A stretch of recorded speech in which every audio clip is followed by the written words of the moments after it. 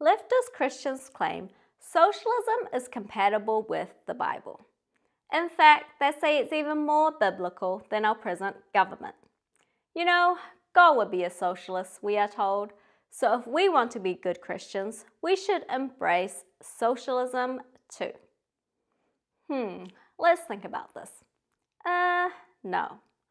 To start off, what is socialism exactly? According to Merriam-Webster, socialism is defined as any of various economic and political theories advocating collective or governmental ownership and administration of the means of production and distribution of goods. So, there is no private property, and the government, not the people, owns or controls the economy. Well, how does it hold up to, say, the 10 Commandments, the basis of our Judeo-Christian faith? That should be our first test. Any good political system should affirm at least the 10 Commandments, right? That's like God's 10 rules for life on earth. Let's see. The very first commandment states, "Thou shalt have no other gods before me." Socialism violates the very first commandment.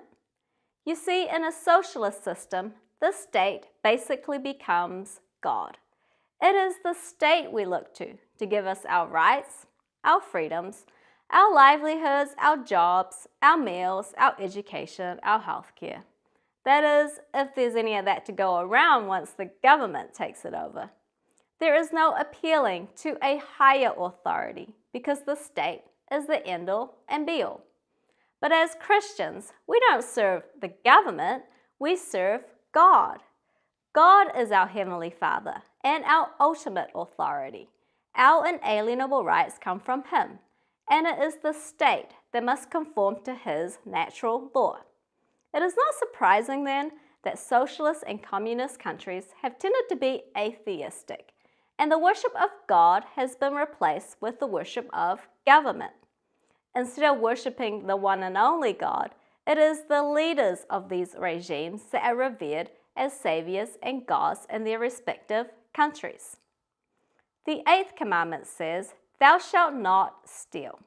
But what is the basis of a socialist government? Stealing, theft, or as Frederick Bastiat, the 19th century French economist, called it, legal plunder. When one thinks about the idea of plunder, one may conjure up images of pirates plundering ships and victors of war plundering the defeated. But have you ever thought of socialism as basically plunder? Now, I'm not saying that those who get things from the government are guilty of it. No, the state itself has taken on the role of the thief. It takes the property of those who earned it and gives it to those who didn't. It legalizes it, legitimizes it, and anyone who opposes this legal plunder through taxation or outright confiscation of private property is an enemy of the socialist state. However, God has told us not to steal. That presupposes and affirms the right of private property. Government should protect our right to the fruits of our labor, not take it from us. The 10th commandment says, "Thou shalt not covet." That means no, we should not feel it is our right to have other people's stuff. But socialists even tell us to feel good about our covetousness.